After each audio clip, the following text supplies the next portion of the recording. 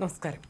ദേശീയപാത വികസന പദ്ധതികളുടെ ഉദ്ഘാടന ചടങ്ങിൽ നിന്ന് പൊതുമരാമത്ത് വകുപ്പ് മന്ത്രി മുഹമ്മദ് റിയാസിനെ ഒഴിവാക്കിയതിൽ പ്രതിഷേധിച്ച് പ്രധാനമന്ത്രിയുടെ ഔദ്യോഗിക ചടങ്ങിന് ബദലായി സമാന്തര ഉദ്ഘാടനം നടത്തി CPM.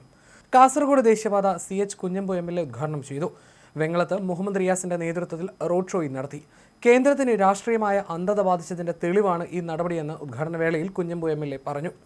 UDF കാലത്ത് ഭൂമി ഏറ്റെടുക്കാൻ കഴിയാതെ ഉപേക്ഷിച്ചു പോയ പദ്ധതിയാണിതെന്നും അന്ന് ദേശീയപാത അതോറിറ്റി കേരളത്തിൽ ഈ പദ്ധതി വേണ്ടെന്ന് പറഞ്ഞ് മടങ്ങിയതാണെന്നും അദ്ദേഹം പറഞ്ഞു. പിണറായി വിജയൻ മുഖ്യമന്ത്രി ആയതോടെയാണ് പദ്ധതിക്ക് പുതുജീവൻ ലഭിച്ചതെന്നും MLA കൂട്ടിച്ചേർത്തു. ഇന്ത്യയിൽ ഒരിടത്തും നൽകാത്ത വിധം ഭൂമിയുടെ മാർക്കറ്റ് വിലയുടെ 4 ഇരട്ടി നൽകിയാണ് സംസ്ഥാന സർക്കാർ ഭൂമി ഏറ്റെടുത്തതെന്നും ഇതിനായി കിഫ്ബിയിൽ നിന്ന് 6000 കോടി രൂപ കേന്ദ്രത്തിന് നൽകിയെന്നും അദ്ദേഹം വ്യക്തമാക്കി. MLA മാരെയും സംസ്ഥാന മന്ത്രിമാരെയും അവഗണിക്കുന്നത് അംഗീകരിക്കാനാവില്ലെന്നും കുഞ്ഞമ്പു പറഞ്ഞു.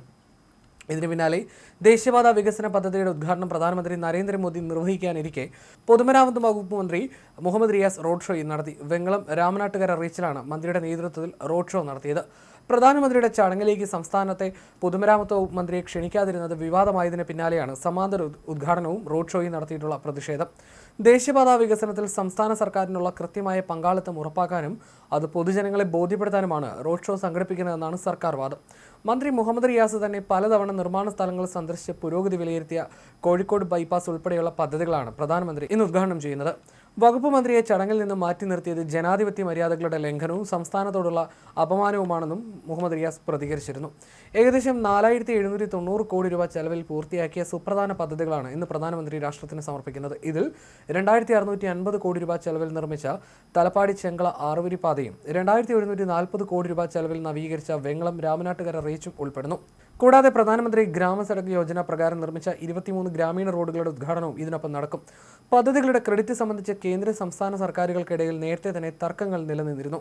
സംസ്ഥാന സർക്കാരിന്റെ കൂടി കഠിനമായ ഇടപെടലുകളുടെ ഫലമായിട്ടാണ് ഈ പദ്ധതികൾ പൂർത്തിയാക്കിയതെന്ന അവകാശവാദം നിലനിൽക്കെ മന്ത്രിയെ ഒഴിവാക്കിയത് രാഷ്ട്രീയ വിവേചനമാണെന്നാണ് സംസ്ഥാന സർക്കാരിന്റെ ആരോപണം. ഉദ്ഘാടന ചടങ്ങിലേക്ക് മുഖ്യമന്ത്രി പിണറായി വിജയനും മന്ത്രിമാരായ MP രാജേഷ്, K കൃഷ്ണൻകുട്ടി എന്നിവർക്കും ക്ഷണമുണ്ടായിരുന്നെങ്കിലും സർക്കാർ ചടങ്ങ് ബഹിഷ്കരിച്ചു. കേന്ദ്രമന്ത്രിമാരായ സുരേഷ് ഗോപി, ജോർജ് കുര്യൻ, BJP നേതാവ് രാജീവ് ചന്ദ്രശേഖർ, MP മാരായ ബെന്നി ബെഹനാൻ, ഹൈബീഡൻ എന്നിവരും ചടങ്ങിൽ പങ്കെടുക്കുന്നുണ്ട്. അതേസമയം ദേശീയപാത ഉദ്ഘാടനം രാഷ്ട്രീയ പ്രചാരണ വേദിയാക്കി കേന്ദ്ര സർക്കാർ മാറ്റിയതാണ് MV ഗോവിന്ദൻ പറഞ്ഞത്.